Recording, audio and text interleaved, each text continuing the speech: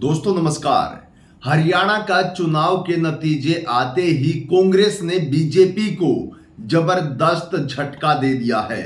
मैं आपको इस वीडियो में बताऊंगा आखिरकार किस तरीके से पूरा का पूरा माहौल बदल दिया गया है और कांग्रेस ने क्या बड़ा कदम इस पर उठाया, मैं आपको बताने वाला हूं।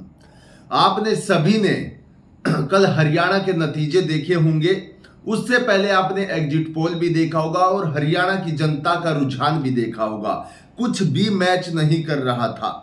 नतीजे ऐसे आए हैं कि हरियाणा की जनता, यहां तक कि बीजेपी के जो नेता, उनको खुद विश्वास नहीं हो रहा कि उनकी इतनी सीटें किस तरीके से आ गई हैं। लेकिन इसके पीछे का जो खेल है वो कांग्रेस को समझ आ गया है और इस पूरे खेल को लेकर कांग्रेस अब चुनाव आयोग के सामने रखने वाली है। उनके सामने बीजेपी का पूरा काला चिट्ठा खोला जाएगा। मैं आपको इस वीडियो में बताऊंगा, बहुत बड़ी खबर है। सबसे पहले मैं आपको बता देना चाहता हूं, कांग्रेस ने इस चुनावी परिणाम को स्वीकार करने से मना कर दिया है।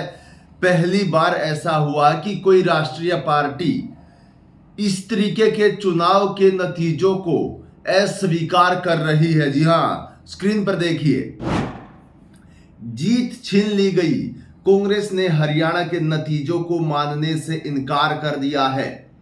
कहा कहानी अभी खत्म नहीं हुई है। जी हां, सीधे तौर पर कहा गया कांग्रेस की तरफ से कि कहानी अभी खत्म नहीं हुई है, कहानी अब शुरू हुई है। और क्या ऐसा राज हाथ लगे कांग्रेस के जो चुनाव आयोग के सामने बीजेपी के पत्ते खोलने वाले हैं। पूरी खबर विस्तार से बताऊंगा, खबर में एंड तक जरूर बने रहिएगा। आप स्क्रीन पर सबसे पहले देख सकते हैं साथियों, कांग्रेस ने हरियाणा में हार मानने से इनकार कर दिया है।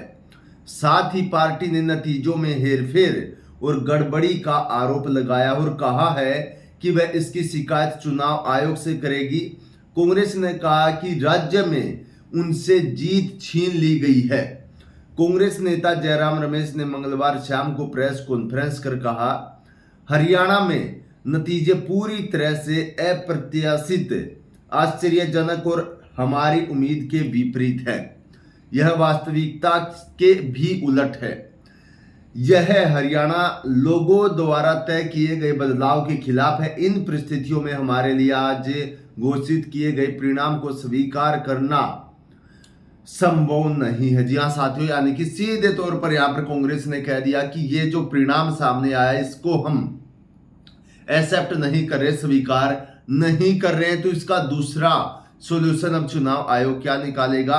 और एक तरफ से जो कांग्रेस, उन्होंने ये भी कह दिया है कि हम चुनाव आयोग के पास सारा मामला लेकर जाएंगे, जो जो हमें पता चला, चाहे वो कहीं पर भी हेरफेर हुई हो, सब चीजें हम लेकर जाएंगे। और हेरफेर कहां पर हुई है उसका भी जिक्र कांग्रेस ने किया। देखिए स्क्रीन पर, हेरफेर की जीत बताया गया। जयराम रमेश ने आरोप लगाया है कि हरियाणा में आज जो देखा वह हेरफेर की जीत है। उन्होंने कहा कि यह लोगों की इच्छा को विफल करने की जीत है और यह पारदर्शी लोकतांत्रिक प्रतिक्रियाओं की हार है। हरियाणा पर अध्याय अभी पूरा नहीं हुआ है। जयराम रमेश ने कहा कि मैं पूरी दोपहर चुनाव आयोग के संपर्क में रहा। उन्होंने मेरी शिकायत का जवाब नहीं दिया। उन्होंने मेरी शिकायत का जवाब दिया। जी हाँ, माफी चाहूंगा, मैंने उनके जवाब भी उनको वापस दिया। हमें हरियाणा के कम से कम 3 जिलों में मतगणना की प्रक्रिया, जो मशीन के कामकाज के बारे में बहुत गंभीर शिकायतें मिली हैं और भी शिकायतें आ रही हैं। यह जानकारी एकत्र की जा रही है कि हमें उम्मीद है कि हम इससे आज या कल चुनाव आयोग के सामने पेश करेंगे। हमसे जीत छीन ली गई है। जी हाँ दोस्तों, यहां पर सीधे तौर पर कांग्रेस ने कह दिया है कि बहुत सारी हेरफेर के मामले सामने आए हैं और वो चीजें हम चुनाव आयोग के सामने रखेंगे। ये आरोप कांग्रेस की तरफ से बड़ा आरोप लगाया गया कि हेरफेर हुआ है। अब कहां पर हेरफेर हुआ है वो आप सब भी जानते होंगे।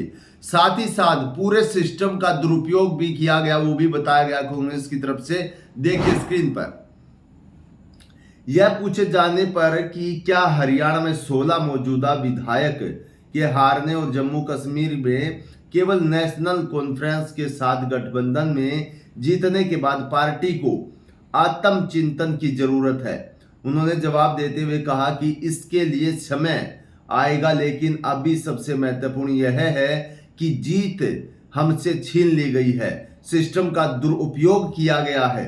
कांग्रेस नेता ने यह भी कहा कि शुरुआती रिपोर्टों के आधार पर हरियाणा में हम कम से कम 12-14 सीटें ऐसी हैं जहां उम्मीदवारों ने गंभीर आज सवाल उठाए हैं। यह मतगणना प्रक्रिया की ईमानदारी और मशीन की कार्यप्रणाली पर सवाल उठाता है। इस सवाल पर कि क्या पार्टी कानूनी सहारा लेगी, जयराम रमेश ने कहा कि चुनाव आयोग उनका पहला पड़ाव है और उसके बाद वह इस पर फैसला करेगा कि और क्या करने की जरूरत है। जी हां साथियों, यानी कि सीधे तौर पर कांग्रेस ने कह दी है कि हम चुनाव आयोग के पास से पूरा का पूरा मुद्दा लेकर जाएंगे और उनके सामने पूरा मुद्दा दिखाएं भी गए कि बहुत सारी जगह से गंभीर सवाल हमारे उम्मीदवार उठा रहे हैं और कितनी इसमें पारदर्शिता हुई है चुनाव में, सब चीजें बताई जाएंगी। कई जगह पर यह भी बताया गया कि मशीन की जो बैटरी है वो कई जगह पर 99% पाई गई है, जबकि कई घंटों के प्रयोग के बाद ऐसा नहीं होना चाहिए, लेकिन कांग्रेस ने ऐसा आरोप लगाया है। साथियों, अभी इसकी पुष्टि नहीं हुई है, लेकिन बताया गया कि मशीन का जो बैटरी थी वो 99% पाई गई है। तो ये बड़ी खबर निकल कर आ रही थी, कांग्रेस की तरफ से कह दिया गया है कि हम मानने को तैयार नहीं है। इस जीत को जो बीजेपी ने जीत ली है और हमें हरा दिया है, जानबूझकर हमारी जीत छीनी गई है, कांग्रेस इस बात पर अड़ी हुई है। साथियों, अभी आने वाले दिनों में महाराष्ट्र में चुनाव है, बहुत जल्द जो है अब इसका चुनाव आयोग इसके ऐलान भी कर देगा, क्योंकि हरियाणा और जम्मू कश्मीर के चुनाव का इंतजार था। महाराष्ट्र में चुनाव, उसके बाद झारखंड में भी चुनाव है, इन दो स्टेट में और चुनाव है। और देखने वाली बात यह होगी कि किस तरीके से जम्मू कश्मीर तो बीजेपी के शिकंजे से निकल गया है, हरियाणा में किस तरीके से बात बनाई गई है वो पता चल जाएगा जैसे जैसे कांग्रेस अब सवाल जवाब या चुनाव आयोग के पास जाएगी उस समय पर।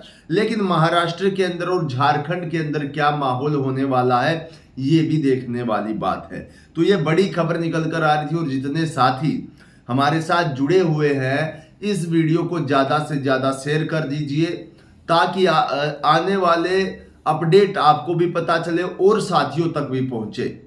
तो आज की इस वीडियो में इतना ही। जितने भी साथी हमारे साथ जुड़े हुए हैं सभी का बहुत बहुत धन्यवाद। नमस्कार, जय हिंद।